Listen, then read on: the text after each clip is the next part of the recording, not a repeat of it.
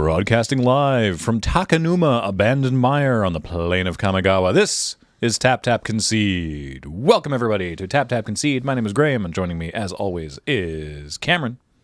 And Nelson. I'm here too. And we are here. We're here back in the studio and feeling all right about that. Yeah, we exist. We can... Oh, fusion dance. Don't let me distract you from the... Sorry. Oh, Don't leave me hanging. I'll hold your coffee. There we go. Ha ha. Ha. Thank you. Nelmarin. Oh, God. Or Calson, I guess, is the other option. I'll let you two... Post your ship name in the comments. We're going to read them. Yeah, we always do. Today on the show, we're going to be talking about some stuff about Kamigawa and actually a little bit of news about Streets of New Capenna, which is kind of cool. And then the Arena Open is coming up. Wait, the Arena Open will have happened. That's right. All right. So it'll be fine. This show, in its timely usefulness, is brought to you by Card Kingdom. Please check out cardkingdom.com/LRR for all of your card needs. They'll ship you singles anywhere in the world. They'll ship you out of standard sealed product anywhere in the world and in standard sealed product within the US. But also, they'll give you a button. If you say loading ready run sent me button, please, they'll give you a little 1-inch button which says hi roll, I'm dad. HIGH roll. Hi. Anyway. Also, the show is brought to you by you and your kind support of our Patreon at patreon.com/loadingreadyrun, and we really appreciate that. You did this. Yeah, you did. Thank you. We don't have to retake. Maybe Heather wants to keep this in. I don't know. We don't have to retake any of that. But could we change the background from AFK to Tap Tap Concede? I mean, in a very realistic way, this is AFK. That's true. It is. Yeah, it's It like is an also AFK that of that TTC. floating. Yeah. I could have that floating over my shoulder for a good 20% of the activities I do in a day. Oh yeah, Easily. Right? 20% at most. Comic Yeah. strip of Cameron's life, and it's just like getting out of bed. It's already there. It's just Yep. floating, right? Yep. Right as you're getting out and of I bed. brush it away as I Yeah. sit down. You pull your phone out immediately, Yeah. and it pops away. But then you make coffee like 20 Yeah. minutes later. Yeah. Yep. And then it goes away again. You go sit down in the bathroom. You know, Yeah, it's like that yeah, goes away no, again. it's not Yeah. even gone in the bathroom. Yeah, no, it's yeah. There you Anytime you see me tweeting. Yeah. go. Yep. The swipe keyboard is really handy for that. Oh. On iOS. Have you? It's built in now. Have you used it? Doing just swiping the text? No. Oh, it's real handy. I've used it on Androids a couple times, I guess. It's but- default with iOS now, and it's Okay. It's and in the way that Apple does. None of that's particularly relevant to Magic, but we are now, as you can see, Tap Tap Concede. And so Magic news. Now, Nelson, you're very excited about this. They announced yesterday, at time of recording, that Streets of New Capenna will be available April 29th, 2022, with a twist, they say. With a twist. We're exploring, I love this phrasing, we're exploring different release cadences. Okay. So for this set only, we will be aligning digital release with tabletop. So your first chance to play Streets of New Capenna is at your local game store on paper on the 22nd, followed by the digital release on Arena and Magic Online on April 28th. And then they continue. We can't share too much yet, etc., etc. Additionally, we're excited to share the Dungeons & Dragons crossover Commander set. Commander Legends Battle for Baldur's Gate is slated for release on June 10th. So they sort of snuck that in the end. So, hey, June 10th, Battle for Baldur's Gate. Wow, I'm really mush-mouthed this morning. Battle for Baldur's Gate will be coming out on June 10th. But It's not you. It's the gate. It's just hard to say Baldur's Gate. Baldur's Gate. Yeah, will it have a reprint of Whirlwind? I'm hoping for a Bone Scythe Sliver reprint. What about Gear?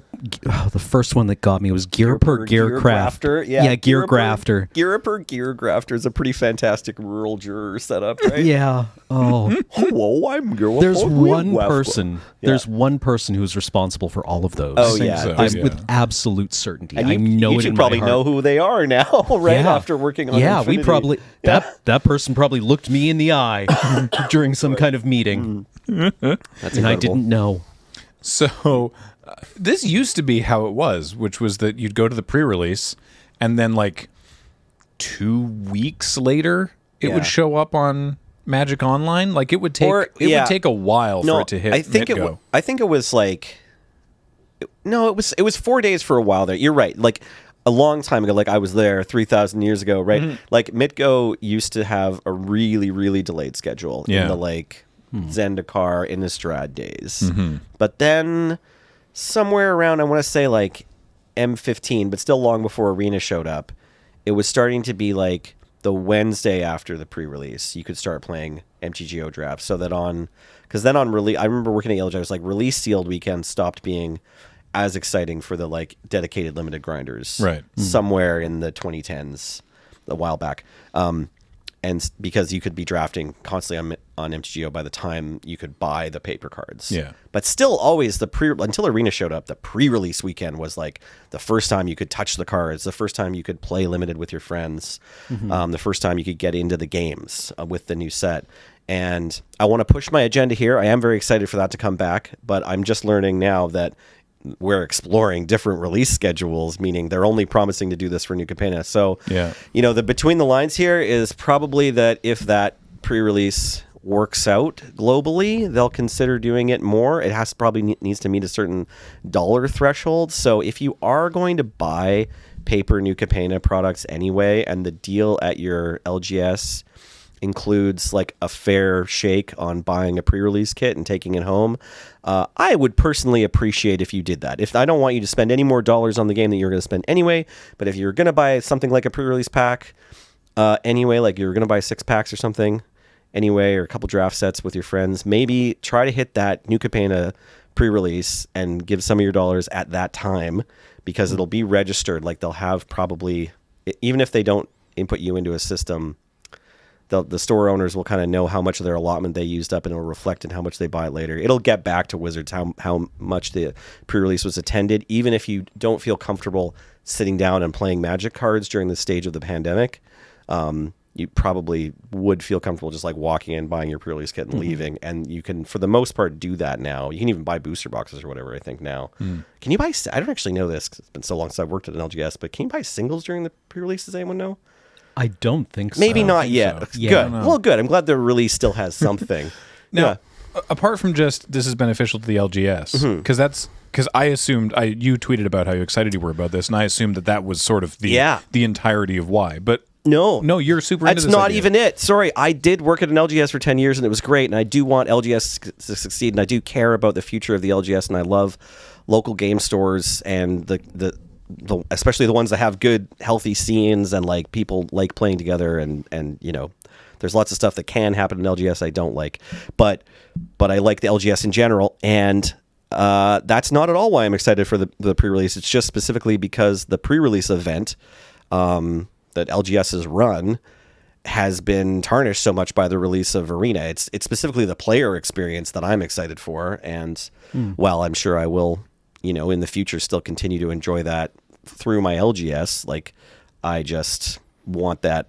I want to personally be able to do that wherever I am, and I want to get to hear people's stories and feel the kind of excitement and shared experience of going to the pre-release weekend. Just because, like, by the time the pre-release, not even the release, by the time the pre-release comes around, people have been jamming Arena for 3 days. Yeah, and it's really not the same, because as convenient as Arena is, and like we've got Arena in our pockets, all the dedicated grinders, right?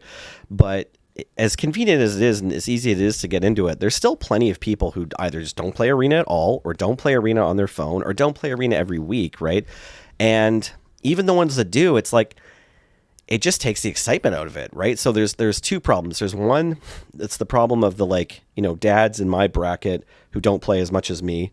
And moms, new players, kids, everyone who isn't just like a college aged, harsh grinder that has way too much time for Magic and is like in the leaderboard, right? Like every other demographic of Magic player, doesn't come to the pre-release with as much experience as those players. And the pre-release used to be a time when like those players, like over the course of the weekend, you get to watch them, like from the LGS, TO perspective, you get to watch them learn the format pretty quickly, Right, but they like- still start out on the Saturday morning in Yeah, the same spot as the little kids, right? Yeah, it's very democratic. Yeah, right? exactly. And then expertise develops over the course of like multiple pre-releases. Yeah. And I want to be clear. I'm not saying the kids or the grown-ups, like all the people that play Magic a ton, don't deserve to just win the pre-releases. It's not that they lose more matches to other people that have played with the cards less than them. It's just the excitement of learning what the cards do together, rather than those kids show up and like the other college grinders like have just got their decks built in 5 minutes because this is their 20th event. And the kids are just like still reading all the cards. It's the excitement of everyone's reading the cards at the same time. And the best build of any given pool like kind of remains an amorphous question mark, at least until Sunday afternoon. At least that was my experience at a fairly busy store in a small city where we live. So like, I'm sure you've had various other experiences playing pre-releases, and you know, whether there was Arena 5 days before or not, some of them sucked. I'm sure there were some bad pre-releases you've been to. I've been to bad pre-releases too.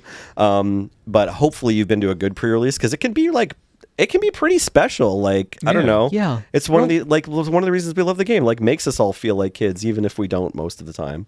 Yeah, like So, I it's Magic Christmas. I enjoyed going to pre-release events quite a lot, right? Yeah. You know, you would meet your friends for breakfast Yeah. at like unreasonably early, because the event starts early because they need to get like multiple events in a day. Yeah. He's saying unreasonably early. He just means hours that only have one number in them. But after the suns come out. To be fair, also, YJ ran like 5-round pre-releases. Yes. Yeah. Yeah. There was a big day, but it started at like 10, right? Like, I didn't get there till 9, right? I don't know. No, but I mean, you have to be up there. I'm trying to tease Cameron a little bit here. That's okay. Look, if you want brunch before pre-release, Sorry. you have to be there at 8. Yeah. It's pretty early for brunch. That's true. So, you pile in there with all your friends. Yeah, it was a big social event, right? And you sit together, you build your pools together, and I enjoyed that quite a lot. I missed that. Yeah. I missed the feeling of encountering these cards. Well, I mean, I say this as somebody who plays the event 2 weeks early, and from a place of extraordinary privilege. But I enjoyed the social aspect of the pre-release, and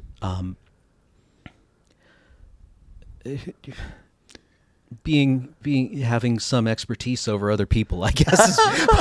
I want to downplay that. I want to say like the PPR is great too, but like we play like two matches or something, and then and then we've got busy lives. Like, we've got the rest of our content calendar. We don't just play our pre-release kits against each other all week, build everyone else's pool, rebuild the packs from memory, swap the packs around to rebuild pools. It's not like LRR goes into the YJP or pre-release with like all this expertise. We still just show up, and then like, John Rickards there being like, "Hey, you left this in your board, dummy." Like, yeah, exactly. Yeah. This would have killed me, In fact, I would say that our pre-release decks on average are probably, or the PPR decks are probably worse than the decks you'd find at most pre-releases. And it's funny because like I respect that our perspective on it is like very skewed by the PPR, because we get the cards even earlier than that, and then we play the PPR. But like, since they started doing the arena release so early, it has really skewed with my sense of when a Magic set releases. Yeah. Right? Like, it doesn't feel like it's sort of like, oh, is this set out today? Oh, I guess it's release day. Okay. I mean, I've been playing the set for 2 weeks, so I guess it releases today. And it feels odd. Yeah, I rolled in trying to buy some singles, and it must have been like 2 weeks after I'd been starting to draft the set. Yeah. And then they were like, "Oh no, you can't have that one until like 2 more days." And I'm like, "Oh, sorry." Like, I forgot. Yeah. And like, that used to be my job to police that, right? And like, now but it was simpler. It was a simpler time, right? That's going to be weird for the LGS too, to have people come in and be like, "Yo, I started playing this on Arena 3 days ago. I want to build this constructed deck for FNM or whatever." Right. And it's like, "Oh no, the set's not out." Like, what do you mean the set's not out? I've been playing it on Arena. Well, it's not out in paper yet. I don't know. But they're changing that. Like, that's it has been weird for the past few years, but now it's going to be paper pre-release, at least for Capenna. For this one. And then a few days later, like the Wednesday or something, will be the arena release. Yeah, it's the 22nd is pre-releases, which I assume is a Friday, and then the digital release is the 28th, so 6 days later. So I Okay. assume so it'd be the Friday and then the normal So is it Thursday arena aligning release. with the paper release, basically, then? That's wild, actually. If it's not even in the middle of the week. I think it hits arena and MitGo a day before paper okay, release. 1 day, sure, yeah. Because typically they've been doing the arena and MitGo releases on Thursdays. And so I haven't looked at a calendar, but I'm assuming that the 22nd is a Friday and the 28th is the following Thursday. So the day before paper release. So this also means that, it's going to be a wildly exciting release weekend for the the investors and the Magic card buyers and whatever speculations on what the card prices will be. And I don't know how much that's important anymore either, just because I'm not sure how much the paper standard scene is alive and well across the world. I really don't know. Maybe it's great. Maybe in lots of places people are playing standard. I do see tweets of people playing Magic tournaments. I haven't felt super comfortable going back, although I did some Islander in the summer. Well, in the summer, it's not so bad. Yeah. That's the thing, right? I really like anything that encourages the health of Magic communities, which are typically crystallize around LGSs and paper tournaments. That's critical to the game. I like this in principle. A couple of days ago, as of time of recording, there was a big release for a video game that I play. And I and my friends who play it with, we hung out on Discord and we kind of played it together and experienced it together. And that's how an online game community gels. I don't really do that with Arena, right? It's not like we all hang out in a Discord channel and draft the sets together. Except on the Fam Jam. Except on the Fam Jam. We are still in the midst of a pandemic, and I realize that in a lot of places, restrictions are being lifted or have been lifted or were never in place. I still think it's responsible to encourage people to play remotely as much as is possible. So yeah, I will be going in and picking up my pre-release kit for New Capenna in paper. Thank you. But Me too. I'm not going to be playing in an event. I could see maybe withholding judgment whether I'll play an event, but it doesn't look super likely. It's just I feel like the state of the world is really hard to predict. Mm-hmm. And I definitely, I've had some summer months where I'm just like, it's okay to go play this Magic tournament. There's 16 other people in the room and everyone's masked. That's what it's like in Victoria anyway. Like the Magic players are all just like, it's fine. If we could play Magic, we'll follow the rules, right? Here we're very lucky, right? Like the general rate of vaccination among the adult population is over 90%. Everyone masks. It's still wise to limit contact. Yeah, of course. Yep. Yeah. There's been more breakthrough cases this year than before, obviously, right? Yeah. There's more letters in the Greek alphabet. There's more. Don't wish to know any of them. I don't want to learn any more letters in the Greek alphabet. Stop. I'm holding out for the Psy variant. No. Oh, yeah? Why? Because you like saying it? Gangnam Style. Yeah. I just want... I want the one that shares the letter for the Schrödinger wave equation. I can't tell whether I'm honest about this or not, or whether I'll come to regret it, but I want to say, I'm just looking forward to the Omega variant, so that because the scientists are all like, oh, this is the last one. Yep. Yeah. No. We're done after this. No. Well, then we'll get into I don't know. Do you go into the Hebrew alphabet after that, and you start getting Aleph and Bet? Is anyone an epidemiologist? I have no idea what the answer to that question is. No, I mean, WHO is probably like, okay. I also we have guidelines around this. I just found out I don't know how to say that word. I've read it a bunch of times. Epidemiologist. There we go. Epidemiologist. And then you get into, then it just starts being like tropical storms, and it's like the Albert variant. All right, Nelly Yeah. variant coming around the corner. Can't wait. No, I can wait. Don't do that to me, Don't please. do that. Yeah. Anyways, support your LGS's paper pre-releases, because one day you will very much wish to run in and play them. Yeah. I hope if you share my sensibilities. I imagine- want to do that. I might buy a paper pre-release kit from several stores this year. I imagine that if you're listening to this podcast, you probably care about the health of your local game community. Yeah, that's a safe if bet. not your local game store. I would hope. Right. Yeah. I mean, not all LGSs support a healthy community, which is, a thing that we have to be cognizant of. But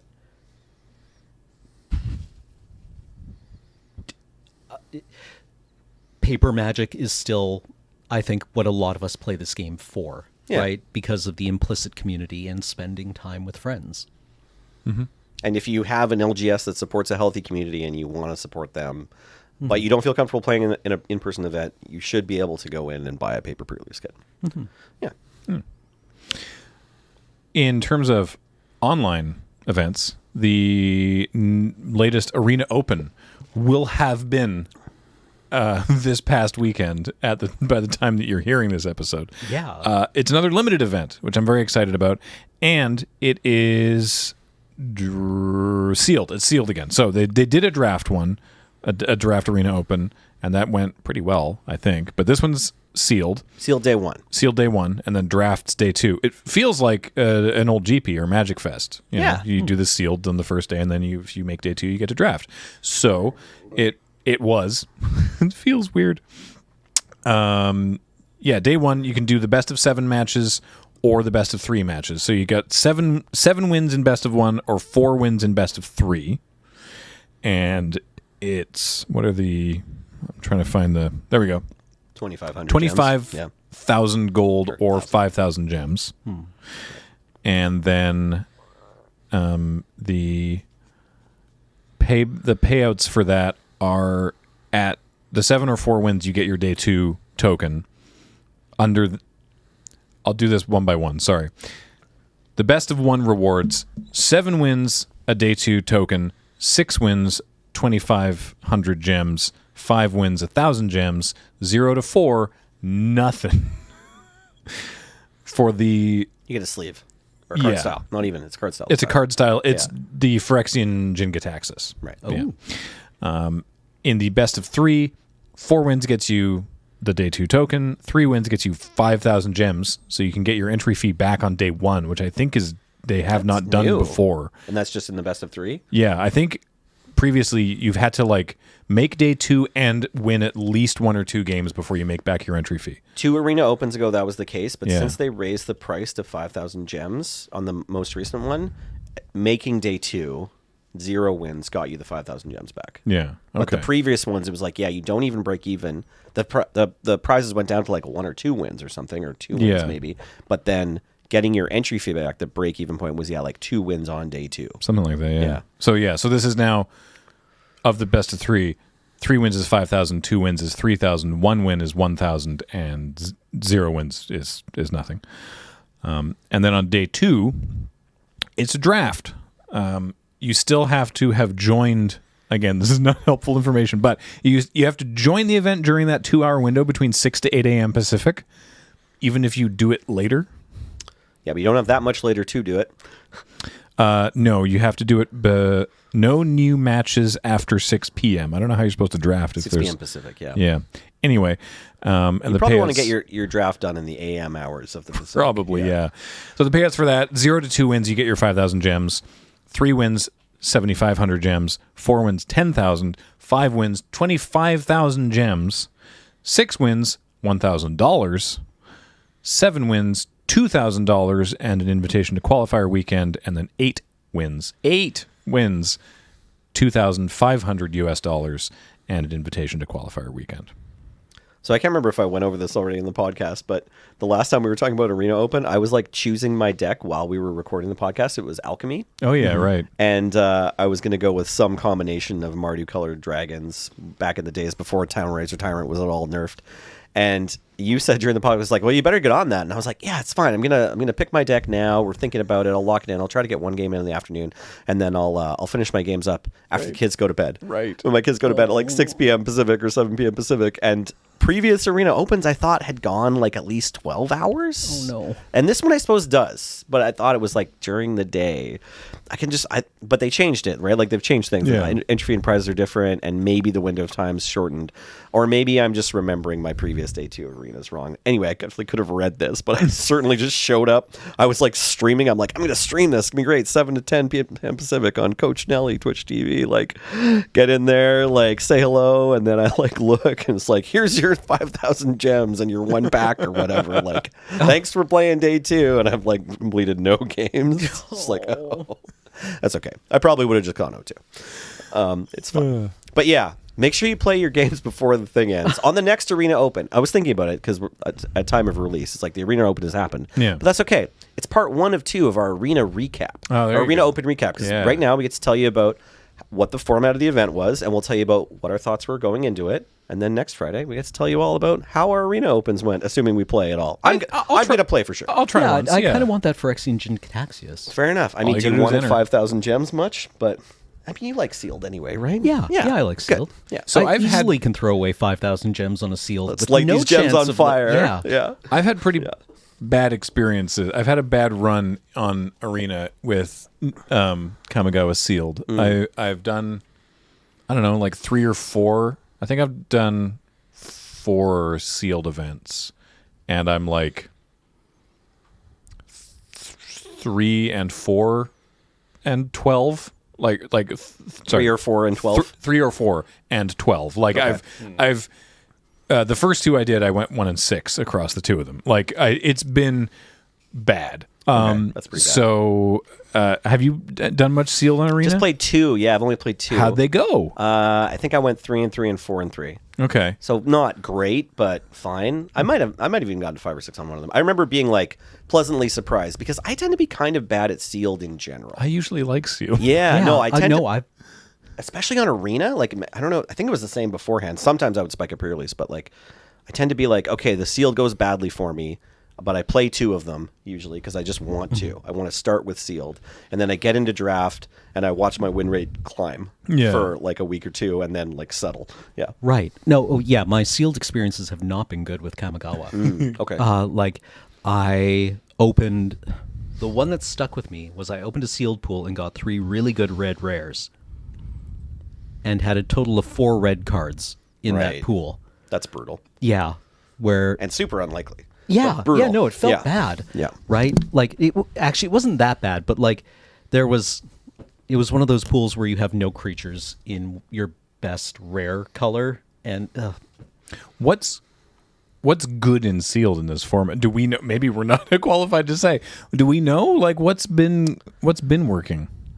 Yeah, I think you should try to get into one of the draft archetypes if you can, and then if you can't, play bombs and like and stretch out and splash. Even Like- if the mana's not perfect, there's a lot of like medium synergies that'll keep you alive until turn 7. So, but like, which of the draft archetypes? Because like, I did a sealed where I got 4 of the rares were red or white, and I had a lot of color support for it. So I built like a pretty fun and aggressive Samurai's deck.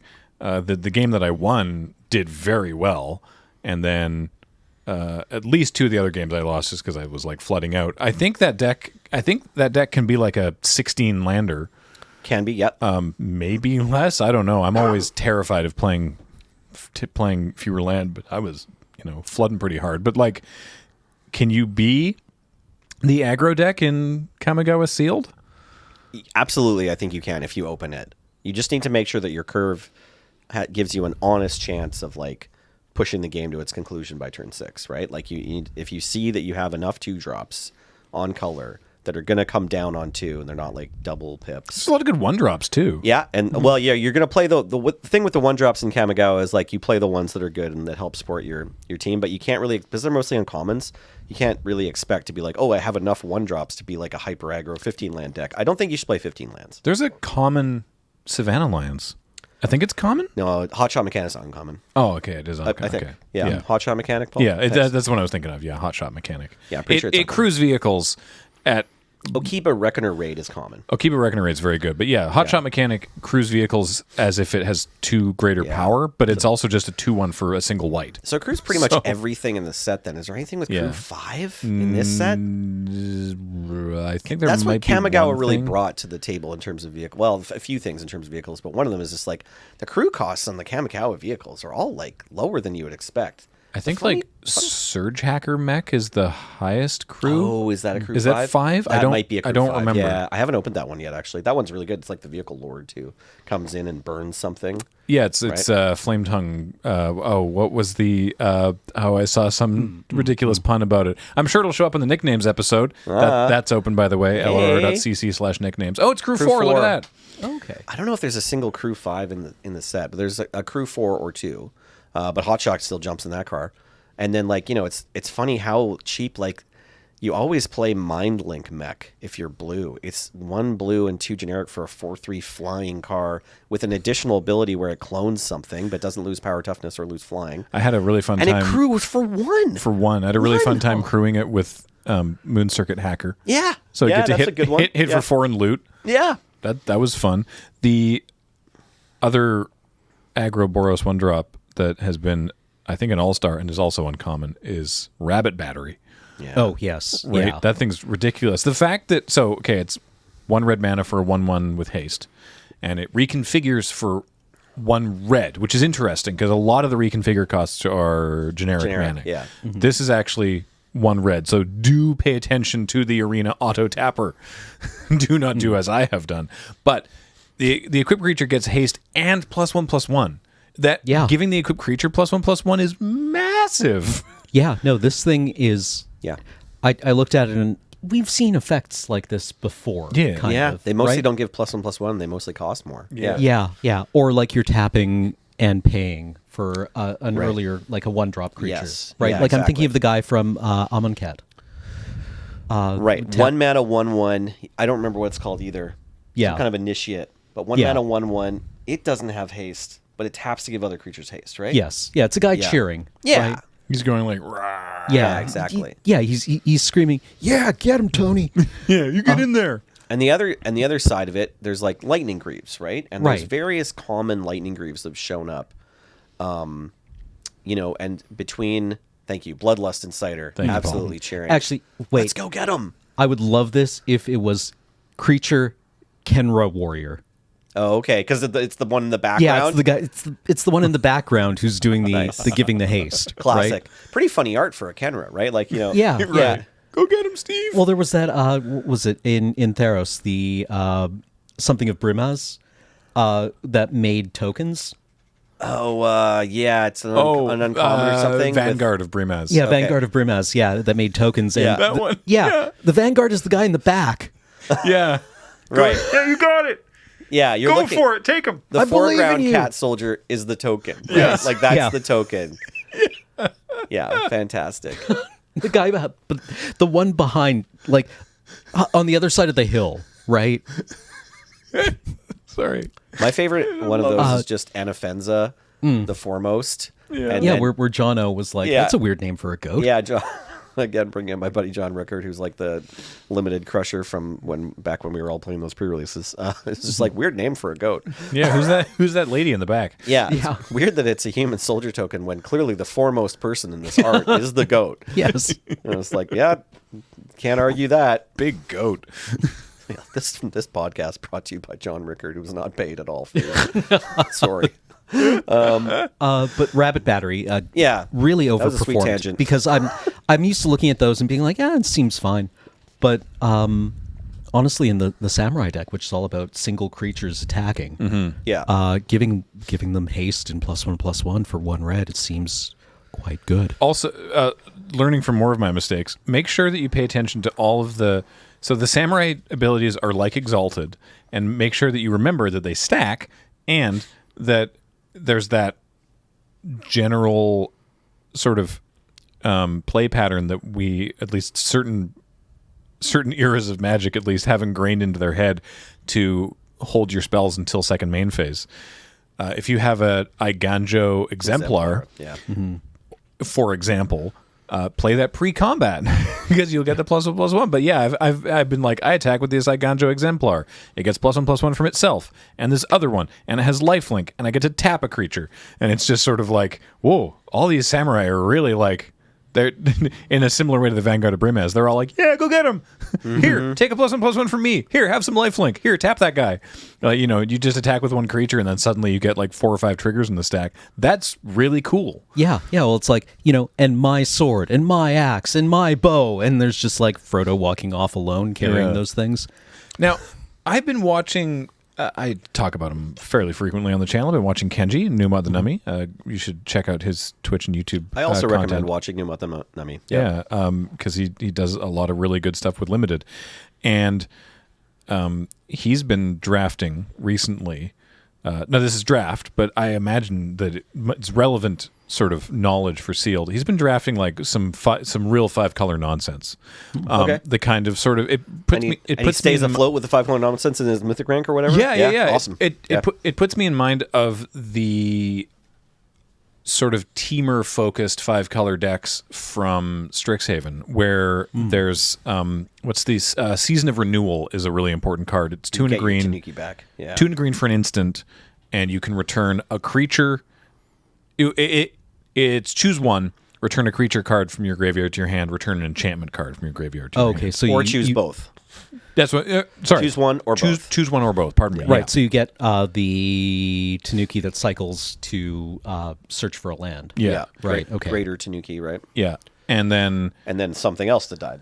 Yeah. Yeah. Maybe your everyone's favorite doggo, whose name escapes me. So I want to say Spirit. the Spirited Companion. Spirited Companion. I want Yeah. to say familiar. I was like, it's not a familiar. Yeah. So, but there's also you could do for example, the Tanuki is the creature, and then for your enchantment, behold the unspeakable. Yeah. Because that is, he's been saying it's the best uncommon. Sure. It's the 3 blue saga. Creatures you don't control get -2/-0 until your next turn. If you have 1 or fewer cards in your hand, draw 4 cards. Otherwise, scry 2 and draw 2 cards. Exile the saga, then return it to the battlefield transformed under your control, and it turns into a 0/0 where it gets +1/+1 for each card in your hand, also with flying and trample. That's like the least interesting part of the card. It's kind of cool with it's Season good. Renewal because you can kill it by just emptying your hand. Yes. Yeah, Yeah. and then get it back. Weirdly, in this format, being able to kill your own creatures is super important, and there aren't a ton of sacrifice outlets. Yeah. But it's great when you can sacrifice your stuff. So, I was watching him earlier this morning, and he had I don't really remember the name of it. It's 1 and a green for a 3/3 with Defender, but it has Channel for 5 mana to kill something. So he's I also forget the name of this card, but I like it. It's like a bamboo snake. I had it in my... It's a common that's playable. Yeah. Anyway, so he was like put a stop on his own beginning of turn, drew his 1 card for the turn, then cast that so that he was down to 1 card in his hand, so that then when the second verse of Behold the Unspeakable went off, he just draws 4. Right. Setting your stops in your upkeep to make sure that you're down to that thing where you're just drawing lots of cards. And he's running like the Haven and all the dual lands that are possible, and like two network terminals. With 2 network terminals, you can tap 1 to the other's loot ability and start chucking away the various basics that you draw later that you don't need. And you don't even need to tap your Ninja's Kunai. Yeah, exactly. The Kunai is good too, also. Kunai is another common that's really gone up in value Man, for me. Kunai- It's wild that it does any target. It punches above its weight so heavy. The Yeah. Ninja's Kunai, that thing goes face as the the cry rings out in the cold town square of the morning. That thing goes face, like it's just, as someone loses to taking 3 from a Ninja's Kunai to the forehead. Yeah. But yeah, Easily my best draft deck so far has just been 2 Tameshis, 2 Ninja's Kunai. Some other stuff, but that's what it was. It was just Tameshi, Reality Architect, bringing back Ninja's Kunai over and over. Oh, right.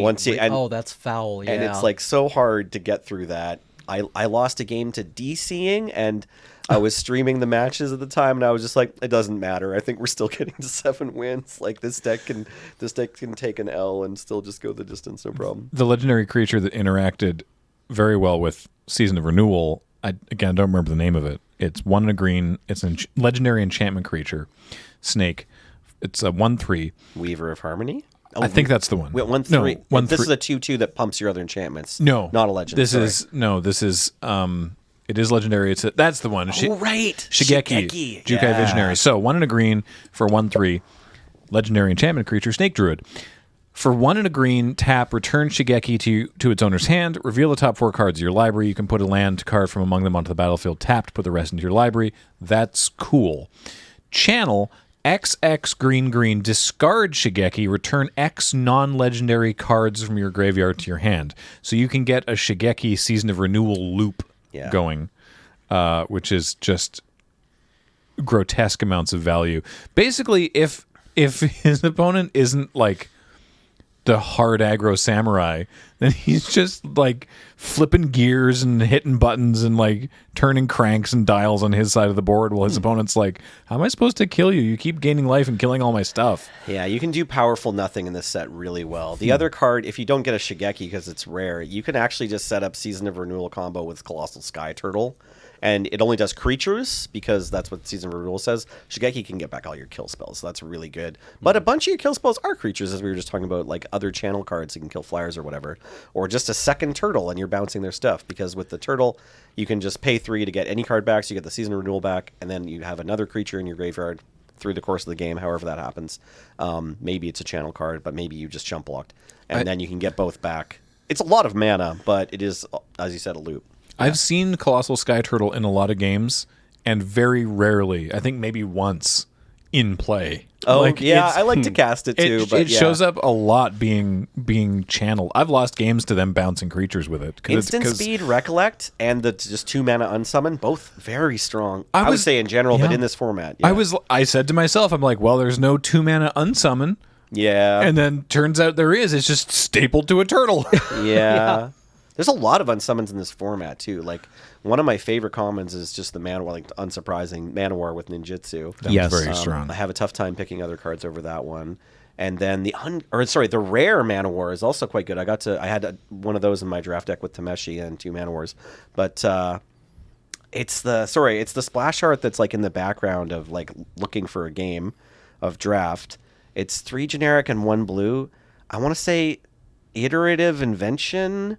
Or it has iteration in the name, but anyway, it's a rare saga. When it comes down, it can bounce. Oh, yeah, that one's great. A creature that turns into a 3/3 flyer. I had that in my and the second saga PPR is like deck. The second chapter doesn't do anything. Adaptive iteration? Adaptive iteration might be right. I want to say is what it's called. It can stop you. It can silence your opponent. Inventive iteration. Inventive iteration. I'm sorry. Yes, the second chapter draws a card, right? Yeah, or gets you an artifact back from your bin. So in my games, it would just always get me back a Ninja's Kunai that I was going to get back with Tameshi anyway.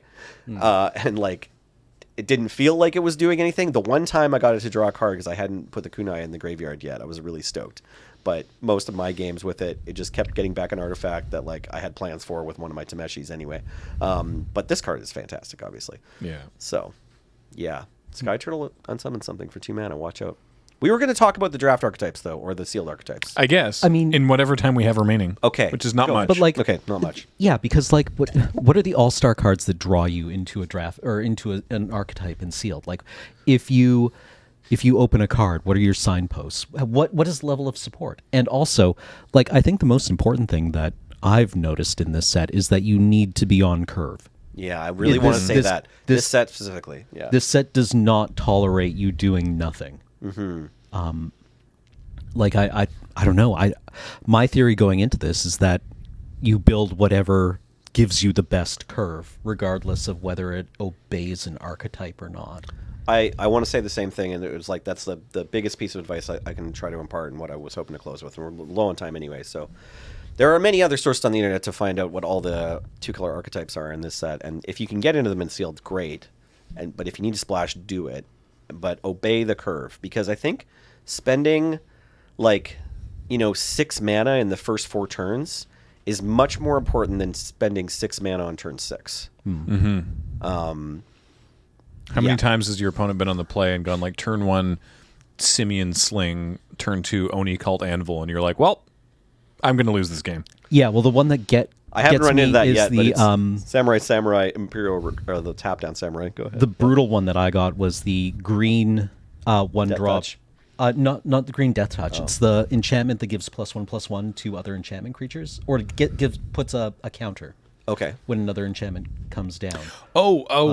The Generous Visitor? Yes, I think so. Right, Yeah. that uncommon. Yeah, That thing's irritating. That thing. Yeah, blend and then quickly. followed Yeah. by the bear with lifelink in white. Yeah. Okay. Yeah. The And Selfless Samurai. Yeah, that's hard to get around, right? Yeah. Like Sure. Because it also saves. It can sacrifice Selfless Samurai. Can sacrifice self to give it something indestructible. So The- No. the enchantment with This is the lifelink. Kitsune. okay. This is a fox. The 3 mana 2/3 lifelink enchantment creature. Sorry. Yep. Okay. Yeah. Yep. Yeah. It's gross. Yeah, and that just sets up like a gradient of life that Yeah. it presents like a difficult challenge to get over. There's a bunch of very scary curves in the green-white enchantment deck. So like green white enchantments, red white, black white, they can all come down and be doing things very powerfully very early. The 2-drop. Sorry, yes, the one that makes enchantments cheaper. Yes, That would be a Jukai turn Naturalist. 1 generous visitor, turn 2 Jukai Naturalist. Right. And then turn Then you have a 3 3/3 lifelink, and then turn 3 you're dropping like a befriend the moths on turn 3, and then Yeah. a Tales of Seshiro on turn 4, and it's like, oh no, help. or worse, like the turn 3 includes your lifelink friend for 2 mana. Then the third mana is like an Azusa's Many Journeys, and then you also play an extra land, and you drop like the Death Touch 1/1 to block, and you attack for like 6. None or of this is something. Magical Christmas Land. I've seen this happen. Yes. It's not Yeah. Magical Christmas Land. This is an Like, uncommon. We yeah, haven't these talked are about any two rares. It's Kamigawa. They're not Yeah. even super high pick. It's just that like filling your deck out where like it's pretty solid from 1 to 3 is important in this format. I've had lots of decks where like I can chain 4-drops once I get to my 4th land, but it's just not good enough to deal with my opponent getting to go 1-drop, 2-drop, 2-drop, 1-drop on turn 3, or 3-drop on turn 3, and then like I'm on the back foot, and like I'm killing or I'm even trumping some of their stuff, but the early damage matters so much that if they have their own bounce spell, their own removal spell, they're able to just like pressure my life total into oblivion. So that's where you want to be in this limited format, I think, is making sure that your curve is solid.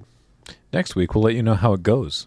We're all going to lose to 6 mana bombs. Yeah, exactly. It's like, my opponent just like land, rare, died. just land, farewell, wipe everything, and then just start playing bomb after bomb while Yeah. you sit there with no hand. We're all going to Yeah. attack our opponents down to 3, then get wrathed like 8 games in a row. Yeah, and just trying to keep one creature on the board to equip Kunai to. Perfect. Yeah. We can't wait to tell you about that next week. And we hope that in the interim, you thought, hey, I'd love to get some cards. Maybe I could get some cards from cardking.com/LRR because they ship super quick. I guess they probably can't ship the Kamigawa. Sorry, no. We're talking about pre-releases and pre-release events for New Capenna. This set's already out, obviously. You can get anything from this set. You can't pre-order New Capenna yet. My mind was so in the the set's coming out in 2 weeks. When's the pre-release? I haven't been to a real physical pre-release in so long. I was thinking you can't get the cards until after the paper release event, but that was weeks ago now. Ask them for a button. Also, you support the show and our Patreon at patreon.com/loadingreadyrun. And we really appreciate you doing that. That's it for Tap Tap Concede for this week. Until next time, I've been Graham, joined by Cameron and Nelson. Also here. Paul's been on tech. Heather gets these online. Thank you all so much for watching and listening, and we will talk to you next time. Bye. Bye.